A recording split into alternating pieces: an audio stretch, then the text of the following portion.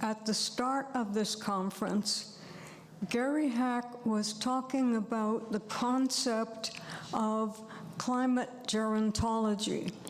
And you may recall he talked about the 3 C's, which we see as underlying and being really very important to the structure and the concept of climate gerontology.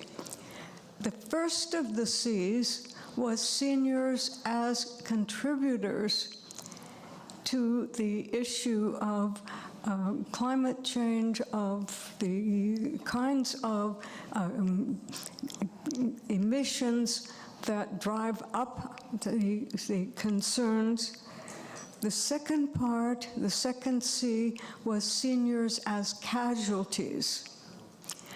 The third C, and the one that this particular session focuses on, is seniors as change makers. And I have been tracking for the last probably year a number of seniors organizations around the world that have emerged where the seniors are activists in the area of climate change and how to deal with it. So I was really excited to have the opportunity to have as the closing session in this conference a group of outstanding individuals who represent really interesting organizations. Some, like the Suzuki elders, going back many years. And so each of our 4 people, and you can read their biographies in your program, but if you look at the actual program for this session, you'll see the organizations that they're with.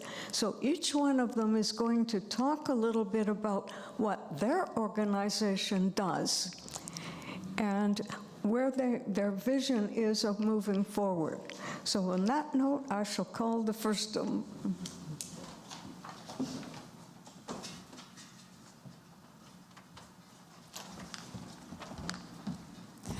Good morning, everyone, and wonderful to greet you all and be with you here. This has been such an enlightening session. I am not an expert nor an academic, but I've had 65 years of experiences and involvement in many active movements. I sit on a number of boards right now in about 30 different communities of local, national, and international organizations, of which a large percentage of the members are senior women in particular. All of them take the environmental degradation and climate change very seriously. We are daughters, sisters, mothers, grandmothers, and great-grandmothers, and we care deeply for these precious young people that we will soon leave behind. I turn 80 this year, and I can tell you it goes fast. Many of you here are, and those of you who aren't, you will be soon enough. And what is the legacy that we want to leave? What are we doing? The work that we have undertaken, I'm supposed to click this, and it's going the wrong way.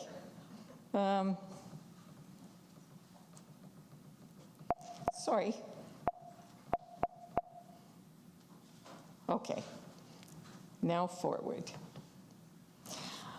So the work that we have undertaken for the environment is education, awareness building, encouragement, inspiration, advocacy, and lobbying, serious lobbying. We have addressed peatland degradation, plastics, plastics, fossil fuels, consumerism, overconsumption, regenerative agriculture, sustainable gardening, and laws addressing crimes against the environment. Did you know that the UN Office on Drugs and Crime has a section that addresses crimes against the environment? It is a specialized UN Secretariat office based in Vienna, Austria. Look it up, UNODC. So, what's it all about? How many of you know of a swamp in your community? How many? How many of you love a swamp? There are some really good souls here. Often swamps are peatlands, wetlands, and are often seen as disgusting, wet and mucky. You can't really swim in them or walk through them, so pretty much useless for human use. Except we extract the peat, put it in our gardens and in potting soil, ooh, pretty flowers. We burn it for fuel, we use it for animal bedding, industrial water filtration, and even historically for food. Make a profit on it. Canada exports more than 90% of its peat to the US. Then we can fill it in, build houses or transportation systems over it. One of Vancouver's neighborhoods was built on a wetland. And guess what? The houses are sinking. That's karma. What is important, what is important is that, in fact, these lands are the lungs of the earth because they store 30% of the world's soil carbon, twice as much as all forests combined. Yet they represent only 5% of the Earth's surface. When harvested, that carbon is released back into the atmosphere, and we double up on emissions by both increasing the contribution to the atmosphere and reducing the ability to sequester carbon. We are contributing even more to climate change. Canada holds some of the greatest concentrations of peatlands, along with Russia, Northern Europe, and West Siberia. 169 countries have peatlands. Those who do have an enormous responsibility to the world to protect the lungs of the planet. How many of you know that only about 5 to 9% of the plastics we put in our blue bin is actually recycled?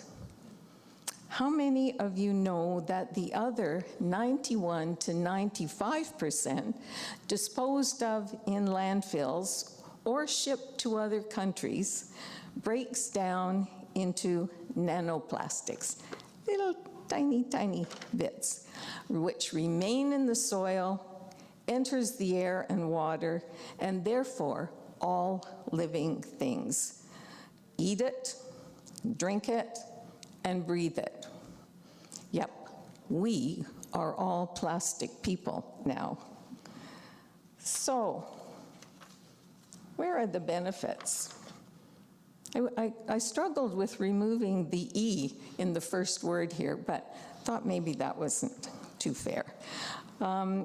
Are you aware that the fossil fuel industry is mainly controlled by foreign companies who receive huge subsidies from our tax dollars to extract our resources, leave the land devastated, the air polluted, and the water degraded, then transport those products across our communities and through our waters at significant risk to our lives, and sell it at enormous profits elsewhere? Next issue, buildings are responsible for 40% of our total emissions, but the industry has had almost no movement toward improvement compared to other sectors.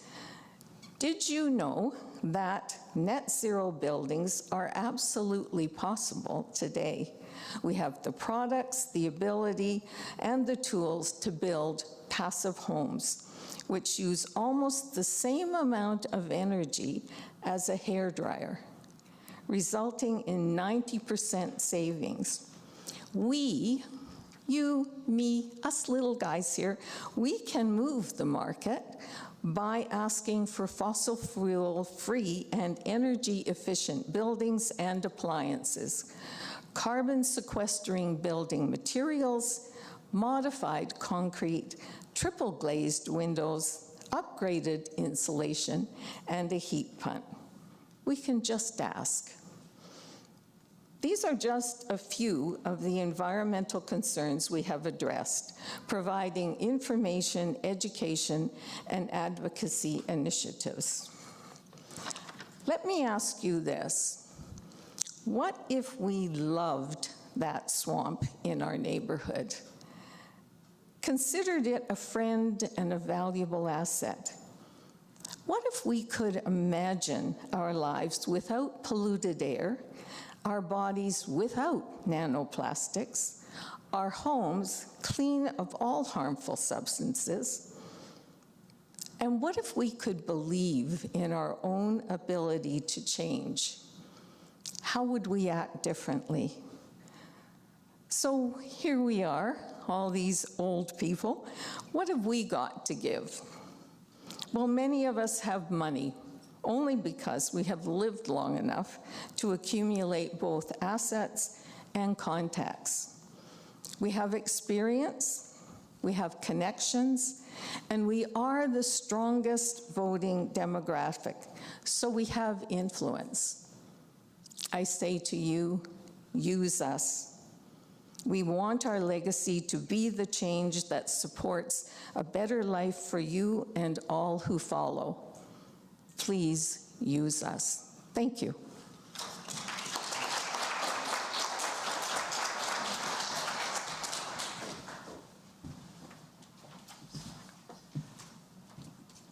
While she's pulling up those slides, I'll just say I hope some of you saw this article in the Globe and Mail about seniors going to bat for the climate, which is what we're all talking to you about. But I love this one sentence in this article. One of the guys in here is 100 years old, so all of us can still contribute. This says, contrary to a common depiction of boomers as entitled consumers and clueless beneficiaries of post-war economic growth, many are spending their twilight years fighting. So what I'm going to talk to you about is a couple of groups that I work with. I'm having a little bit of imposter syndrome because I haven't had quite as many years to accumulate wisdom as my esteemed colleagues on this panel, but I am a senior. Okay, so the two groups that I work mostly with have a lot of seniors in them, but they aren't exclusively seniors. It's CANE, Canadian Association of Nurses for the Environment. I'm a nurse. And also the New Westminster Climate Action Hub, which is just about 2 years old and a little powerhouse of amazing people.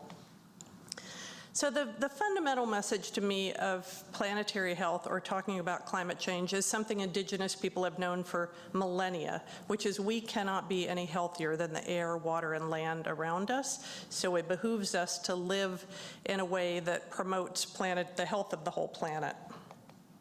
This, I know you can't read from where you are, but a lot of what CANE, what nurses are trying to do, is help people make those connections between what's happening to the planet, from water shortages, global temperature rise, to what that does to the infrastructure, including the healthcare system, housing damage, all the way to destabilized governments, and then the impact this is going to have on our healthcare system. So all of us know, and any of you that have a member of the family who's in the healthcare system know, that our healthcare system is struggling to keep up with current demand. Climate change is going to increase that demand, which is going to make it, I think, harder to continue to recruit and retain people that want to work in a system. Because ultimately the way climate change impacts our health is all those things across the top, which are PTSD from evacuations all the way to heat illness and heat stroke. I think you might have already had a talk about wildfire smoke, and I know we already talked about Sarah Henderson, who's done some incredible work on this, but this is kind of a bad news slide, that not only is wildfire smoke bad for us, but when it's combined with extreme heat, synergistically, it's even worse for us. So in British Columbia, this is going to be a a reality we have to keep confronting. And because we're in BC and we have a government that just seems absolutely bent on expanding fossil fuel infrastructure, even though all of us know the root cause of climate change is extraction and burning of fossil fuels, we need to be turning away from fossil fuels, and yet our government is expanding liquefied natural gas infrastructure, which has now been shown, in addition to increasing our emissions and worsening climate change at a time when we absolutely need to be turning the other way, it is leading to increased asthma, heart attacks, preterm birth, some cancers, and early mortality. The kind of downstream impact of this is there are towns in the north where healthcare providers are moving away with their families because they don't want to expose their families to these sort of risks. So there's lots of reasons to slow down the move towards LNG, and one of them is the direct health impacts. I know that I was so inspired by this previous panels, and one of them talked about something like a cool room is one step, and it has to be supported by many other regulations, but I was really proud that my little town of New Westminster just passed a bylaw requiring landlords to provide a cool room in each apartment. So not in every building, but in every apartment unit. And this New Westminster, as probably most of you know, lost more people per capita in that heat dome than any other municipality in BC. We lost 33 people. I went and gave a talk in a retirement home just a few blocks from where I live after the heat dome to try to talk to seniors about how to keep themselves safe. And this is a building for developmentally disabled and low-income seniors, and I asked them, you know, how did you guys do in the heat dome? And they got really quiet, and then they said 3 people died just in that building that I can see from my house, all alone in their apartments. And I think this is in part New Westminster's attempt to respond. They've done other things like cooling rooms in the community, but I think requiring a cooling room in each unit hopefully is going to push landlords to take action. I also want to just point out that when we take action and do advocacy on climate change, there's lots of multiple benefits. So when you do things like change, I was told by a speaker 2 weeks ago that one of the single most effective things any individual can do is eat a more plant-rich diet. So give up or reduce red meat, which a lot of people resist that idea. But if you can't give it up entirely, at least replace it sometimes with foods that are in the planetary health diet, like fruits, veggies, legumes, nuts, whole grains. And that not only reduces your carbon footprint, but it significantly reduces your risk of diabetes, cancer, kidney disease, and overall mortality. So double benefit in eating more plant-rich diet. When you choose renewable energy for your home with heat pumps or moving to electrification, or your car, you're not only reducing your climate footprint, but you're leading to cleaner air, which is going to mean for kids in your neighborhood less asthma. Active transport, by walking, biking, or taking mass transit, gives you more physical fitness and also reduces your carbon footprint. And then being part of the groups that all of us are part of, I think really is, for me, is an antidote to climate despair. So being part of the hub in New Westminster, being part of CANE, being part of Seniors for Climate makes me feel like I'm part of this community. I'm still engaged in trying to make a difference. And then this is just a little bit of good news from around the world. Balcony solar, which I'm going to be talking to the city of New West about whether we could get approval to move forward with that. In Germany, it's like this boom business. And in Pakistan, people give each other balcony solar as wedding gifts, because you just put this on your balcony and plug it into a battery, which you then plug in your household appliances. They're saying this can, in small apartments, this can produce half the electricity people need. And solar is now the cheapest way to produce electricity. It has surpassed fossil fuels. It used to be solar panels were kind of this nice to have if you could afford it, and now it is the cheapest way to produce energy. Britain's response to this, the energy shock from the Iran war, is to require solar panels and heat pumps in all new homes, which I would love to see Canada do. And then I'm really impressed with this recent study that said 20 cities globally have significantly improved the air quality, and they've done that by things like promoting bike lanes and increasing number of electric vehicles. And then I think there is this, this popular discourse that, oh, this isn't an issue that Canadians are concerned about. And this study says at least 75% of us, and there have been other studies that show this number is even higher, are deeply concerned about climate change. We do believe it's possible to still make a difference, and we want Canada to become a renewable energy superpower rather than the fossil fuel superpower that we've always been. This slide has lots and lots of suggestions for things you can do. I think there's something in here for everybody. Two of my favorites are have conversations about climate change. Catherine Hayhoe, who's a Canadian climate scientist, says this is the best thing you can do is talk to your neighbors about climate change. Planting trees, which is something my town has also done. I think we committed to either 2,000 or 3,000 trees, particularly in parts of the city where there is not a lot of tree canopy. We're blessed to have huge parks in New West, so we're fortunate in that way. I also love this elect climate-wise politicians. It's so important, all the things we do individually, but to really make a big impact, we have to elect people that are gonna take some huge steps in turning us away from fossil fuels, electrifying everything, and hopefully we'll have a chance to move forward. This is just a little bit about the New Westminster Climate Action Hub. There's climate hubs in other places like Nanaimo, and it just gives you an opportunity to meet your neighbors who share your concerns and move forward on projects. This is just some of the things that Kane has been involved in, working with Indigenous leaders and CAPE, which is the Physicians for the Environment. We have asked the province to do a full health impact assessment of the LNG industry, in part because of that earlier slide, and in part because it's the wrong thing to do. Someone said, it might have been John Valiant, the author, that to build more fossil fuel infrastructure in the midst of a climate crisis is an act of arson. So we're asking for LNG to be stopped until we know more about the impact on our health, and also until we really can get a handle on our carbon footprint.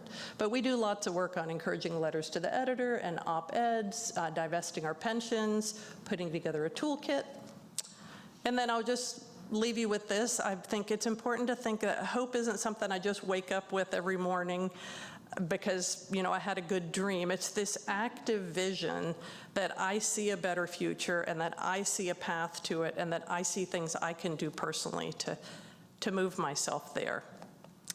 And that's one of the reasons I do the work I do is my daughter is also a nurse. She's working in this overstretched healthcare system. She started nursing at the first year of the pandemic, so it's been an interesting journey for her, but she and my son and all the other people I love and your children and grandchildren are the reason I want to keep advocating.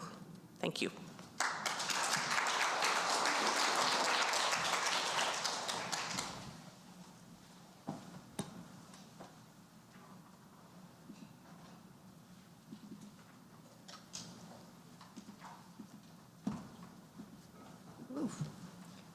Thank you. Good morning. And thank you very much, Gloria, for organizing this and inviting us. The question that you asked me at the beginning by the way, my name is Carol Christopher, and I am with SPEC, which is Society Promoting Environmental Conservation, and over the last decade, particularly concerned with inviting elders, seniors from Western society to reclaim a role as elders. And so I'm the lead person of the Spec Elders Circle. Also with Seniors for Climate, which is a major program, and both Erlene and I, who's the next speaker, will be telling you a bit about this. This is a very significant program across Canada to recruit seniors to stand up and talk about the environment in their own communities. So, to start, I'm going to talk a little bit, and as I started to say before, Gloria mentioned how much are seniors involved with climate action around the world. And I didn't realize then that you'd already done some of your own research. But I thought, well, that's a question I don't know the answer to. So I'm going to do a little bit of work in that area. And I'm just going to put my notes aside. Once I've talked a bit about what I've learned out of that I hesitate to call it research. It's more like a scan, because what I really did was to put into my browser seniors engaged in climate change in the United States, in Canada, in Brazil, in Argentina. But I looked at all of the different continents and tried to do a little bit of selecting and a little bit of randomness to see what I would come up with. So I'll tell you what I found, and then I'll focus a little bit more on Canada and on Seniors for Climate and what we're doing here. And also, if time is available, talk a little more about SPEC and the SPEC elders, because we do take a quite unique approach. Not that it isn't something that other organizations do, but we really focus on getting down to that elder, talking about what it means to be wise and have wise decisions, because this is really a time in our species age when we need to call on all the wisdom that we have. And so we ask people to really try to cultivate characteristics that they bring to this work. So here we go. This is going to be fast. Why seniors? Several people have, well, 2 people so far, have mentioned the importance of recruiting seniors into this work. They're 20% of the population. That's a lot of people. And we need all hands on deck. And as Lynn said, we have market power. And that is important. We can afford to do some of those things that help certain developments reach a stage of their development where it becomes more possible for more groups in society to take the same kinds of steps. And we need to do that. We vote. This is very important, political influence. Bill McGibbon, who's the leader of Third Act in the United States, says there's almost nothing you can do to keep a senior from voting. So this is important. We have political influence. But we have life experience. We have developed life skills. We have lived through successes and failures. We have perspective. This gives us resilience. Not all of us, but some of us, and plenty enough, have already the scaffolding. We either have wisdom or we have the scaffolding for wisdom to be developed. So this is why it's so important to have seniors involved. And seniors care. I forget the author's name, but the man, the physician who wrote the book, Being Mortal, said something that really struck me. As we approach the far horizon of life, that's when our priorities start to shift, and we move away from the very more self-centered perspectives to a perspective that really looks at the well-being of the species and has concern, deep concern for younger generations and for coming generations. So we care, we're motivated, and we're mobilizing. What seniors need is they need to realize, living in an ageist society as we have, I think things are improving, but I don't think we really doubt that it still is a pretty ageist society. What seniors need is a reassurance. We do have gifts to bring to this work. And also we need an organized pathway. And yesterday we were talking about volunteerism and how important it is to begin to understand more about how to attract volunteers. And I think having organizations that say, this is an organization of seniors inviting other seniors is potentially quite important. But also, I think often we ask people in a vague sort of way or a tentative way to be involved, and they don't see the benefit there for themselves, or they don't feel really invited. So one of the things I think we need to do is to ask directly and tell people what it is and why it is we think that they would be such an important source of help. So I think asking directly. A couple of years ago, I asked 6 people directly to join the leadership team of the Elders Circle. and all 6 of them said yes. And it's been an amazing team. So if we're careful in what we choose and how we ask, I think we might be able to get more volunteer response. The other thing is having clear age-appropriate roles that people can play. And I think it is starting to happen. So let me tell you quickly what I did. I said already, I put in my browser the same phrase in a number of different countries. I did it for between 35 and 40 countries. And out of that, I found 27 or 28 where I thought that I was finding something that indicated dimension, depth, some real indication of movement in a region or perhaps across the whole country. Canada has Seniors for Climate. The US has Third Act. Europe has European Grandparents for Climate Action. And in each of these instances, Canada is 5,000 going on 6,000 members. The US has 120,000, and by the way, they've doubled that membership since the Trump administration. Europe has somewhere, I'm going to guess, in the range of 50,000 people in 10 different countries, because I couldn't get figures for all of them. And I think that might be a conservative figure. And then there's, again, because of time, I can't go into a great deal of depth, but there are indications of, sometimes a few thousand, sometimes many thousand people that are working as Seniors for Climate in one name or another. There are 3 types of engagement. Around the world, people celebrate their leaders. Now, we here in Canada may not know Marina Silva in Brazil, and the Brazilians may not know David Suzuki, but in their own countries around the world, those kinds of people stand out in leadership, and they are celebrated. There's also activists that are self-organized, generally nonpartisan, collaborative with other groups, people that are very intensely engaged, involved, concerned, dedicated. That happens around the world, but the movement part of that tends to be a little bit more concentrated in the developed world, the Northern Hemisphere.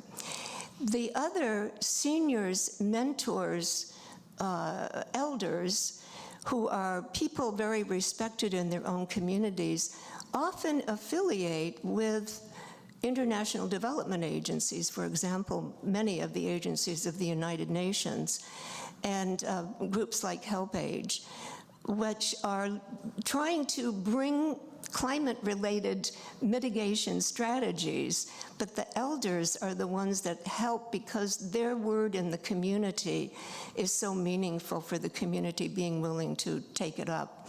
And we heard Nikki talking about that with regard to Indigenous elders yesterday. Okay. There are certain characteristics to these organizations that I'll just quickly go over. They often are not only recruiting seniors, they're also advocating for seniors in terms of senior safety in particular. There's youth and elders working together in many instances around the world, particularly in the developing world. Also, indigenous leadership, particularly in Latin America. Sometimes climate action is paired with pro-democracy. In the United States, that's very explicit with Third Act, but also in other parts of the world. It may include a strong sense of guilt, and I'd like to say something just quickly about that. We've known about climate change for 150 years, and we've really been told repeatedly, insistently, and now dramatically, tear your hair out, kind of do something, please, for the last 50 years. This is not just the cause is not just this current generation, though I will say we have been very good at kind of overlooking maybe our responsibility to help. I hope that's changing. And many places around the world are following along in the example of the Swiss women that successfully sued their government for better protection by initiating lawsuits. Now I would like to talk with you about Seniors for Climate. In 2023, 6 organizations that are seniors climate organizations actually got together and formulated this campaign called Seniors for Climate. In 2024, they reached out to different parts of the country saying, help us spread this in your region, in your province. And in British Columbia, we became one of those hubs, and Erlene, who you'll hear next, and Erlene is a leader in the Suzuki Elders, and I am a leader in the Spec Elders, agreed to put our 2 organizations together to support this work and carry this message out into British Columbia. So we meet with the steering committee every other week, and we talk to sometimes 40, 50, as many as 60 people around the province every month who are dedicated in the same way that we are to helping this movement really build out. So that's what happened and what we're working on. The national committees, the steering and coordinating committees nationally, set the agenda in the sense that they say, let's have this theme and let's potentially engage in these kinds of activities, but without in any way demanding or insisting that people have to do it a particular way, but trying to get something that throughout the country is concerned with a particular theme. This year, and we'll talk about it in a moment, Erlene, are you going to talk about breaking the silence? Okay, so I'll just say the littlest bit about it, and I'll come to that in a moment. So I'll go ahead. A couple of barriers, I think, to seniors in action. One of them is that the activists are probably already engaged. And that's about 10% of the population, and something around 5 to 8% of the population are denialists. And the recommendation is just leave them alone. They'll come along or they won't, but the really important thing is to try to get that 60 to 80% of the population who are concerned. There was a study in 2024 that revealed that 89% of the people in the world, if you ask them directly, are you concerned about climate change? The answer is yes. And they want their governments to do something about it. So there's a lot of concern. The question is how to translate that concern into action. And that's an active area of exploration, I think. Also, this climate silence is revealing itself as another area to be addressed, and there's a lot of overlap. People are afraid to speak up, or people are concerned they may run into argument, but actually if only 5% or so of the population is denying it, your chances are pretty good if you say to someone, I'm worried about the climate. Don't you think the weather is weird? Catherine Hayhoe says that's a great way to start a conversation, is just talk about the weird weather. But however we do it, we need to talk to each other, because otherwise people think they're the only ones that are worried, and that maintains the silence. So I'm not sure I have any time left, but I will say a few things about SPEC. We started in 2015 as a part of a long-standing environmental organization. And the way I would like you to look at this is if we bisected that circle in half longitudinally, below the line is what I call the inner work. And it's the inner work of the SPEC's elders, but I think it's also the inner work of the environmental community to kind of dig down deep and develop our own wisdom and bring that to bear with the work that we do. So the bottom half of the circle is really looking at how do we do this inner work? What do we commit to? And how do we help other people engage in that work? And the upper half of the circle is the work. So I've said a little bit about Seniors for Climate. Actually, one of the areas that I'm most interested in at this point is commemorating the heat dome. But however we do it, we need to be involved and engaged in this work. I could go on, but I think it's right for me to stop at this point because I know I'm over the time. But thank you very much. I've enjoyed this.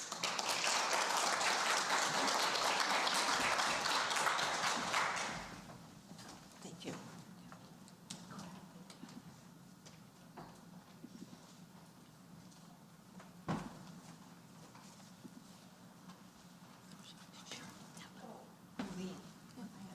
Oh. Go ahead, and then I'll give it to you. Oh, okay. And let me just see. Hi, everybody. As Carol said, I am Erlene Woolard and a Suzuki elder. And in the interest of time, I'm probably not going to dwell on a few of the things that I probably would have said otherwise. But one of the things that's really important to talk about through all of the organizations that you've heard about, all of the policies, all of the problems and everything is so important that we do this work together and we do it across generations. I'm probably the most grassroots person here, and so this is actually the first time I've ever stood in front of somebody and clicked on slides, so bear with me if I forget to click on something. So we've seen this beautiful world, and this is something that we do see often, and yet sometimes as we hear more and more about what's going on, we might think of the world as looking a bit more like this, with maybe some band-aiding work that we're doing, and is it really making a difference? And then maybe we're just depending on an expert. We're hoping that an expert is going to come along and solve everything. And as Aggie said, hope is really an interesting thing for us to work with. I'm very sort of happy to have learned about Joanna Macy and the whole idea of active hope. And active hope is something that we do and not something that we have. And it doesn't mean that we don't look at the reality of things and that we don't work towards that reality, but it's very important to maintain that feeling of hope and optimism. So we've talked about love, imagine, act. Love the work and the world. Imagine if we get things right, and act to build what that thing is that we imagine. But we know that there's no straight line that will take us there. It's not a linear process, and we've heard a lot about that issue, that it's really hard to make policy and things across the board that's going to work for everyone. But we do keep trying. And Gloria, I did not realize that you were going to talk about your C's when I made this slide. I often get teased about all of the C words that I used, but it just occurred to me that we can see our way forward by having courage to work on these things and to make a difference and to reach out to new people and to engage the unengaged. We need to use our creativity in every way that we can. Curiosity is a very important quality for us to keep in order to have confidence to do this work. And very, very importantly, we need to build community in order to do this work as well. We are often also talking about the fragmentation of the work. There's so many amazing organizations and obviously researchers and different things out there, but we need to build cohesion, coordination, collaboration through conversation, and collective wisdom. Wisdom is an interesting thing that is very, very interesting because we have a lot of information. Do we need more information in order to have knowledge? Perhaps, but we're also thought as older people to have wisdom. And so if we want to work with some of the things, and we need to have action and to use our wisdom in a wise way and to do our action in wise ways. I know that you can't read this and the next slide, but if you look at this slide, see all of the red dots. Over 10 years, this indicates how many times the Trudeau government was lobbied by the oil and gas industry. There are thousands of times. And we happen to know that just in January and February of this year, they were lobbied 231 times. So what does that mean? Well, it means that they're way ahead of us, and that's one reason they're winning, and also why we get things like pipelines. So also, I know that you can't see these two slides, but we have a volunteer now who's working with us to try to build our own network analysis sort of thing, and he's pulled together some slides to indicate a network that does exist in British Columbia called WeCan, which is a combination of about 300 environmental organizations across British Columbia of all ages and across the whole province. And who knows where we're going to go, but we're looking for volunteers who know how to do data analysis and climate. So if any of you qualify for that, please let me know. I think it's also important for us to look at things from a strength-based analysis. What strengths do we have? And don't always think of it as a deficit. Let's use our assets and identify positive things, people, and organizations working in the current situation. Let's link them in a network to become more than the sum of our parts. We must act wisely in concert. So advocacy has at least 4 types. Some organizations, if you're a charity, you might not want to use the word advocacy, and that's fine. It could be agency or action. But self-advocacy obviously is something that a person does for someone in their family or for themselves. And even that could be advocating for the climate, for breaking the silence that Carol was referring to. It's an important one. The next one is individual advocacy, and that could be something as simple as writing a letter to your elected official. We actually have a little stack of postcards that were put together by Seniors for Climate with a message to Prime Minister Carney, and there's a little stack of them there if people would like to take one away with you, just as one simple act of individual advocacy.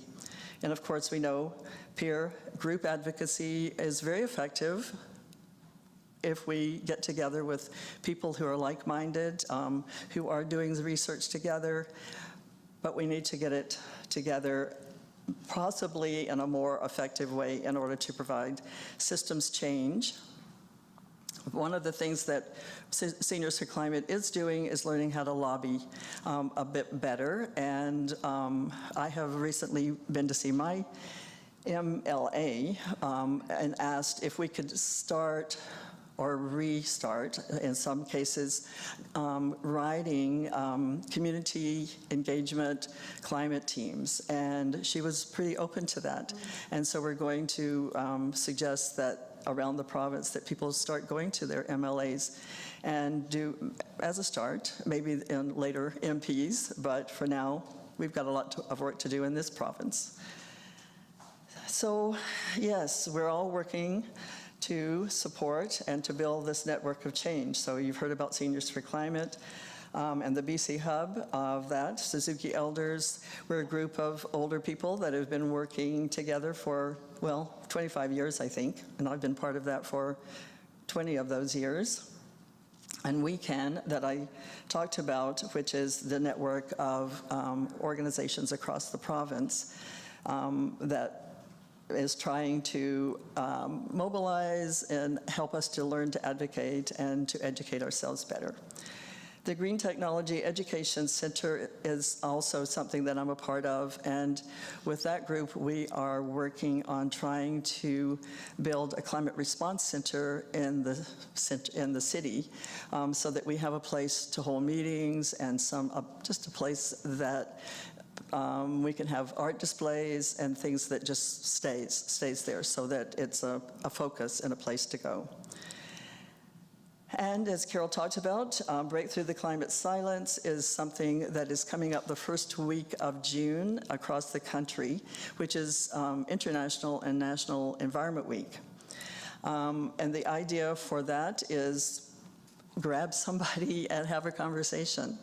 Hold a picnic, and then, you could call it a picnic about talking about climate, or you could just have a picnic and then bring it up. Kitchen table conversations, garden parties. There's so many ways to start these conversations. There are so many reasons why people feel silenced. I mean, I myself feel very silenced when I try to talk to some of my friends who only want to talk about the economy. And one recent called me, "Man, you're really intense." And I was like, well, yeah, this is a pretty intense topic, but oh well. And I talked about, I don't know, the menu or wherever we were. So, but Seniors for Climate is organizing one specific event, which will be on the 5th of June, and it will be at the 411 Senior Center, and it will be a day-long event. And so you can find out more about that by contacting us. And that's it for me. Thank you. Okay,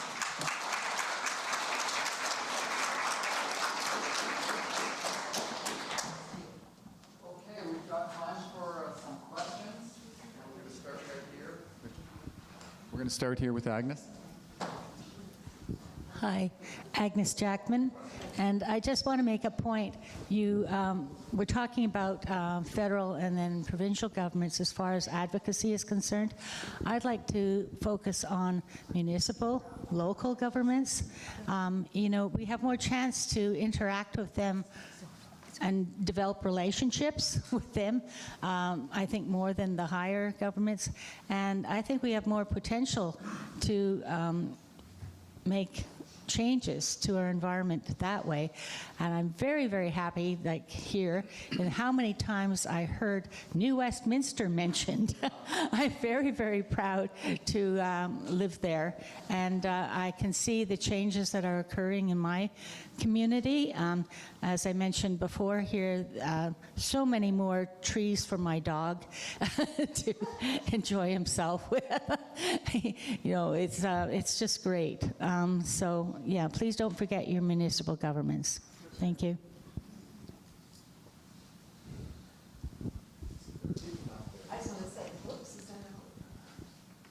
Can I talk? Shoot back there, yes. Maybe some people who haven't had a chance yet should have priority, please. Can I talk now? Yes. Thank you. I have a few things that I wanted to say.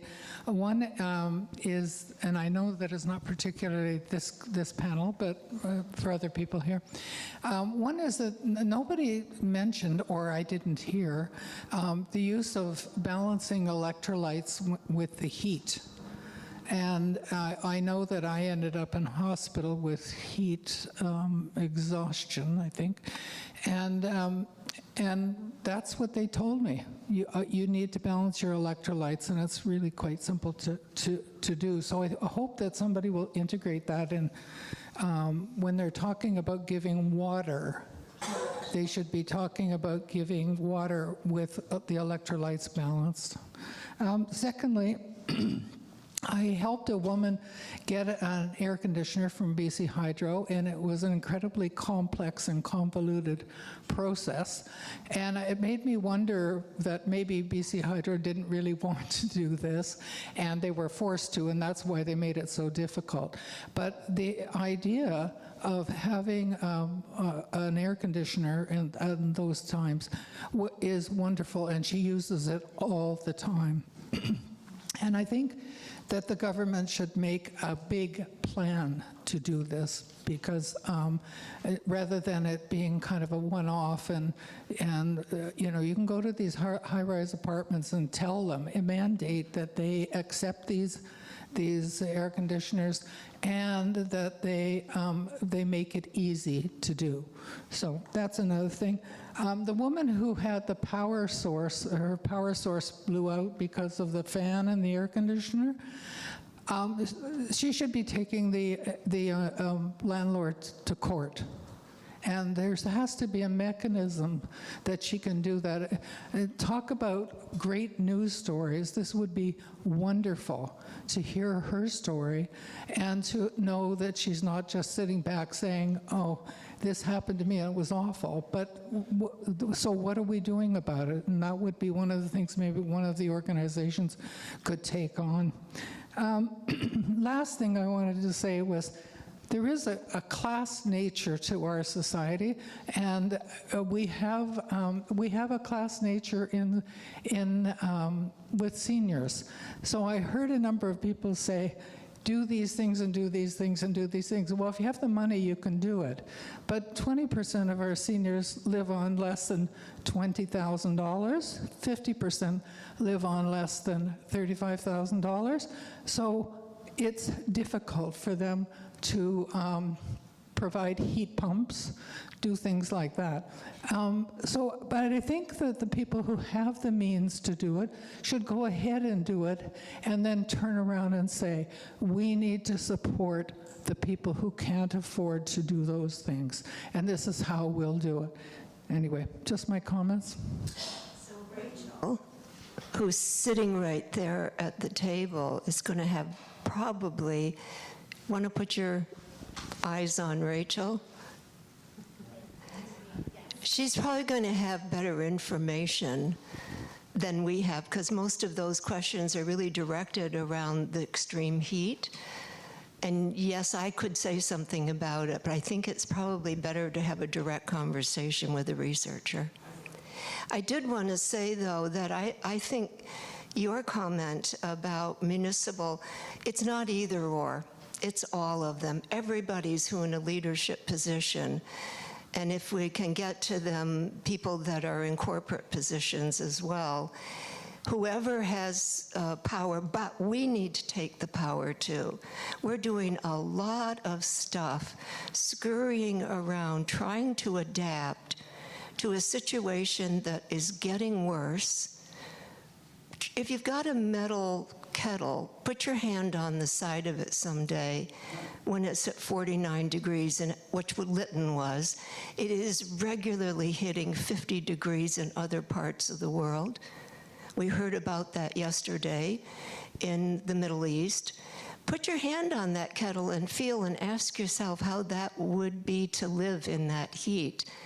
And you realize that we need to not only keep adapting to what's happening, we need to stop the additional emissions of the oil and gas industry. Because until that happens, it's just going to get worse. So advocacy is also, yes, it's all of those things that we've talked about. It's all of the protections that we can provide, but it's also insisting, for the sake of the people that are here now and future generations, that we as quickly as possible stop supporting any further infrastructure around fossil fuels, and we start really drawing that down. Other questions?